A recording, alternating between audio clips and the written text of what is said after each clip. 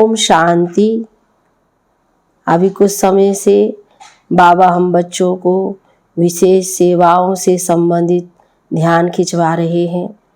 बाबा कहते हैं हर एक बच्चे को बाबा की ये सेवाएं, बाबा का ज्ञान देने का जरूर हर बच्चे को करना चाहिए और साथ साथ में बाबा की याद भी। अगर हम सेवा में हैं तो बाबा की भी याद होना बहुत ज़रूरी है, क्योंकि याद के अभ्यास से ही हम सेवा में सफलता पा सकते हैं। इसीलिए श्रीमत पर पूरा ध्यान देने के लिए बाबा की समझानी हम बच्चों के लिए है। श्रीमत जो हमारे को हर एक मनमत से परमत से बचाती है। श्रीमत का ध्यान देते हुए अगर हम कोई भी सेवाएं करते हैं तो उसके अनुसार से हम उसमें सफलता पाते हैं। तो बाबा कैसे कैसे तरीके से आत्माओं की सेवा करो, कैसे और क्या क्या कहते हुए उन्हें समझाओ, इस तरीके से बाबा ने जोर दिया है। तो सुनते हैं बाप दादा के 24/11/2022 के साकार महावाक्य में। बाबा बोले, मीठे बच्चे, तुम्हें श्रीमत पर पूरा ध्यान देना है। बाप का फरमान है, बच्चे मुझे याद करो और नॉलेज को धारण कर दूसरों की सेवा करो। प्रश्न में बाबा बच्चों की उन्नति के लिए कौन सी राय बहुत अच्छी देते हैं? उत्तर में, मीठे बच्चे अपना हिसाब किताब यानी पोता मिल रखो, अमृत वेले प्यार से याद करो, लाचारी याद में नहीं बैठो, श्रीमत पर देही अभिमानी बन पूरा रहमदिल बनो, तो बहुत अच्छी उन्नति होती रहेगी। दूसरा प्रश्न में, याद में विघ्न रूप कौन बनता है? उत्तर में, पास्ट में जो भी विकर्म किए हुए हैं वही याद में बैठने समय विघ्न रूप बनते हैं। तुम बच्चे याद में बाप का आह्वान करते हो, माया भुलाने की कोशिश करती है। तुम याद का चार्ट रखो, मेहनत करो तो माला में पिरो जाएंगे। गीत है, तू प्यार का सागर है। ओम शांति। यहाँ जब बैठते हो तो बाबा की याद में बैठना है। माया बहुतों को याद करने नहीं देती, क्योंकि देह अभिमान है। कोई को मित्र संबंधी, कोई को खान पान आदि क्या क्या याद आदि आता रहता है। यहाँ जब आकर बैठते हो तो बाप का आह्वान करना चाहिए। जैसे जब लक्ष्मी की पूजा होती है तो लक्ष्मी का आह्वान करते हैं। लक्ष्मी कौन आती नहीं है, यहाँ भी कहा जाता है तुम बाप को याद करो अथवा आह्वान करो, बात एक ही है। याद से विकर्म विनाश होंगे, धारणा नहीं हो सकती, क्योंकि विकर्म बहुत है। बाप को भी याद नहीं कर सकते हैं। जितना बाप को याद करेंगे उतना विकर्माजीत निरोगी बनेंगे। है बहुत सहज, परंतु माया अथवा पास्ट के विकर्म सामने आते हैं जो याद में विघ्न डालते हैं। बाप कहते हैं तुमने ही आधा कल्प अयथार्थ रीति से याद किया, अभी तो तुम प्रैक्टिकल में आह्वान करते हो, क्योंकि तुम जानते हो कि बाबा आया हुआ है, परंतु ये याद की आदत पक्की हो जानी चाहिए। तुमको एवं निरोगी बनने के लिए अविनाशी सर्जन दवाई देते हैं कि मुझे याद करो, फिर तुम मेरे से आकर मिलेंगे।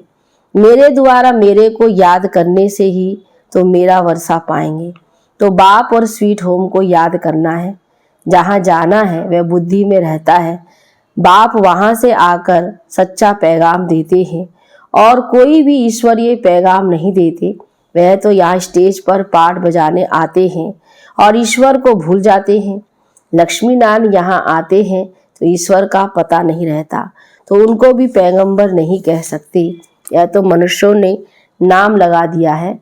वे आते ही हैं पाठ बजाने, वे याद कैसे करेंगे? उनको पाठ बजाते बजाते पतित बनना ही है, फिर अंत में पतित से पावन बनना है। वह तो बाप ही आकर बनाते हैं। बाप की याद से ही पावन बनना है। बाप कहते हैं बच्चे मेरे पास पावन बनाने का एक ही उपाय है। देह सहित जो भी देह के संबंध है उनको भूल जाना है। तुम जानते हो मुझ आत्मा को बाप को याद करने का फरमान मिला हुआ है। उस पर चलने वाले को ही फरमान बरदार कहा जाता है। जो कम याद करते हैं वह कम फरमान बरदार पद भी ऊंचा पाते हैं। जो बाबा के हर आदेश को पालन करने वाले बच्चे हैं, बाबा कहते हैं उनका पद भी ऊंचा मिलता है। बाबा का एक ही फरमान है, याद करो। दूसरा है नॉलेज को धारण करो। याद नहीं करेंगे तो सजाएं बहुत खानी पड़ेगी। स्वदर्शन चक्र फिराते रहेंगे तो धन बहुत मिलेगा। भगवानो वाच मेरे द्वारा मुझे भी जानो और सृष्टि चक्र के आदि मध्य अंत को भी जानो। ये दो बातें मुख्य है जिस पर ध्यान देना है। श्रीमत पर पूरा ध्यान देंगे तो ऊंच पद पाएंगे। फिर रहम दिल बनना है, सबको रास्ता बताना है, सबका कल्याण करना है। मित्र संबंधियों आदि को भी सच्ची यात्रा पर ले जाने की युक्ति रचनी है। तो वह है जिस्मानी यात्रा, यह है रूहानी यात्रा। यह स्पिरिचुअल नॉलेज कोई के पास नहीं है, वह है सब शास्त्रों की फिलॉसफी, और यह है रूहानी नॉलेज। सुप्रीम रूह ये नॉलेज देते हैं रूहों को, तो रूहों को ही वापस ले जाना है। अमृत वेले जब आकर बैठते हैं, बाबा देखते हैं कोई तो लाचारी आकर बैठते हैं, उन्हों को अपनी उन्नति का कुछ भी ख्याल नहीं है। तो बच्चों में देह अभिमान बहुत है। देही अभिमानी हो तो रहम दिल बन श्रीमत पर चलें। बाबा कहते हैं यह स्मृति रहे कि मैं रहम दिल आत्मा हूँ, और उस तरीके से फिर सेवा का भाव भी आएगा। बाप कहते हैं अपना चार्ट लिखो, कितना समय याद करते हैं। आगे चार्ट लिखते थे, अच्छा बाबा को ना भेजो, अपने पास तो रखो। अपनी शक्ल देखनी है, हम लक्ष्मी को वरने लायक बने हैं। व्यापारी लोग अपना पोता मिल रखते हैं, कोई कोई सारे दिन की दिनचर्या रखते हैं, हॉबी होती है लिखने की। ये बाबा बहुत अच्छी राय देते हैं कि अपना हिसाब किताब रखो, कितना समय याद किया, कितना समय किसको समझाया, ऐसा चार्ट रखे तो बहुत उन्नति हो जाए। बाबा मम्मा को तो नहीं लिखना है, माला के दाने जो बनते हैं उन्हों को पुरुषार्थ बहुत करना है। बाबा ने कहा है ब्राह्मणों की माला अभी नहीं बन सकती, अंत में बनेगी जब रुद्र की माला बनेगी। ब्राह्मणों की माला तो बदलती रहती है, आज 3-4 नंबर में है, कल लास्ट 16,108 में चले जाते हैं। कोई गिरते हैं तो बिल्कुल दुर्गति को पा लेते हैं। माला से तो गए, प्रजा में भी चंडाल जाकर बनते हैं। अगर माला में पिरोना है तो मेहनत करो। बाबा सबके लिए बहुत अच्छी राय देते हैं। भल गूंगा हो, कोई को भी इशारे से बाबा की याद दिला सकते हैं। अंधे लूले कैसे भी हो, तंदुरुस्त से भी ज़्यादा ऊंच पद पा सकते हैं। बाबा कहता अगर पुरुषार्थ रहे तो उसमें सबसे बड़ी बात अपने याद की है, और वो कोई भी ऊंचा पद ले सकते हैं। सेकंड में जीवन मुक्ति गाई हुई है। बाबा का बना और वर्षा मिल गया, उनमें नंबरवार पद है। बच्चा पैदा हुआ तो वर्षे का हकदार बन गया। यहाँ तुम हो मेरे बच्चे, बाप से वर्षे का हक लेना है। सारा मदार पुरुषार्थ पर है। फिर कहते हैं कल पहले भी हार खाई होगी, बॉक्सिंग है ना। पांडवों की थी माया रावण के साथ लड़ाई। कोई तो पुरुषार्थ कर विश्व के मालिक डबल सिरताज बनते हैं, कोई फिर प्रजा में भी नौकर चाकर बनते हैं। सभी यहाँ पढ़ रहे हैं, राजधानी स्थापन हो रही है। अटेंशन आगे वाले दोनों तरफ जाएगा। 8 दाने कैसे चल रहे हैं पुरुषार्थ से मालूम पड़ जाता है। ऐसे नहीं अंतर्यामी हैं, सबकी दिल को जानते हैं नहीं, जानी जाननहार अर्थात नॉलेजफुल। सृष्टि के आदि मध्य अंत को जानते हैं, बाकी एक एक के दिल को थोड़ी रीड करेंगे। मुझे थॉट रीडर समझा है। वास्तव में मैं जानी जाननहार अर्थात नॉलेजफुल हूँ। सृष्टि के आदि मध्य अंत की मेरे पास नॉलेज है। ये चक्र फिर से कैसे रिपीट होता है, मैं उसे रिपीटेशन के राज को जानता हूँ। वह सब रात तुम बच्चों को समझाता हूँ, तो हर एक समझ सकते हैं कि परमात्मा कौन है और कितनी सर्विस करते हैं। बाकी बाबा एक एक की दिल को जानने का धंधा नहीं करता है। वे चैतन्य मनुष्य सृष्टि का बीज नॉलेजफुल है, जानी जाननहार अक्षर बहुत पुराना है। हम तो जो नॉलेज जानता हूँ वह तुमको पढ़ाता हूँ। बाकी तुम क्या क्या करते हो वह सारा दिन बैठ देखूंगा क्या? मैं तो सहज राजयोग ज्ञान सिखलाने आता हूँ। बाबा कहते हैं बच्चे तो बहुत हैं, बच्चे ही पत्र आदि लिखते हैं और मैं भी बच्चों के आगे ही प्रत्यक्ष होता हूँ। फिर वह सगा है वह लगा है, सो फिर मैं समझ सकता हूँ। तो हर एक की पढ़ाई है, श्रीमत पर सभी को एक्ट में आना है, कल्याणकारी बनना है। तुम जानते हो बृहस्पति को बृहस्पति डे भी कहा जाता है ना। आज विशेष बृहस्पतिवार बाबा का दिन है। बृहस्पति सोमनाथ भी ठहरा, शिव भी ठहरा। बच्चों को बहुत करके गुरुवार के दिन स्कूल में बिठाते हैं, गुरु भी करते हैं। तुमको सोमनाथ बाप पढ़ाते हैं और हम बच्चे बाबा से रोज सोमनाथ बाबा से पढ़ते हैं। रुद्र भी सोमनाथ को कहते हैं रुद्र ज्ञान यज्ञ रचो। यह एक ही यज्ञ चलता है जिसमें सारी पुरानी दुनिया की सामग्रियां स्वाहा होनी है। तत्व भी उथल पुथल में आ जाते हैं, सब इसमें स्वाहा हुए हैं। सामने महाभारत लड़ाई खड़ी है, यह सब शांति के लिए यज्ञ रचते हैं, परंतु मटेरियल यज्ञ से शांति हो ना सके। इस यज्ञ से विनाश ज्वाला प्रकट होती है। ये भ्रष्टाचारी दुनिया इसमें स्वाहा होने वाली है। यह सब बच्चों को देखना है। देखने वाले बड़े महावीर चाहिए। मनुष्य तो हाय हाय करेंगे। तुम्हारे लिए लिखा हुआ है मुरुआ मोत मलु का शिकार। सतयुग में बहुत थोड़े मनुष्य थे। बाबा कहते एक धर्म था। अब कलयुग के अंत में देखो तो कितने मनुष्य हैं, कितने धर्म हैं। यह सब धर्म फिर कहाँ तक चलेंगे? सतयुग जरूर आना है। अब सतयुग को स्थापना कौन करेंगे? रास्ता बाप ही करेंगे। कलयुग का विनाश भी सामने खड़ा है। तुम भूल गए हो कि गीता का भगवान कौन है।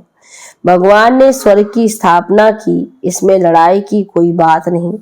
उसने माया पर जीत पहनाई है। इस राज को ना समझ उन्होंने असुर और देवताओं की लड़ाई दिखाई है, वह तो होती नहीं।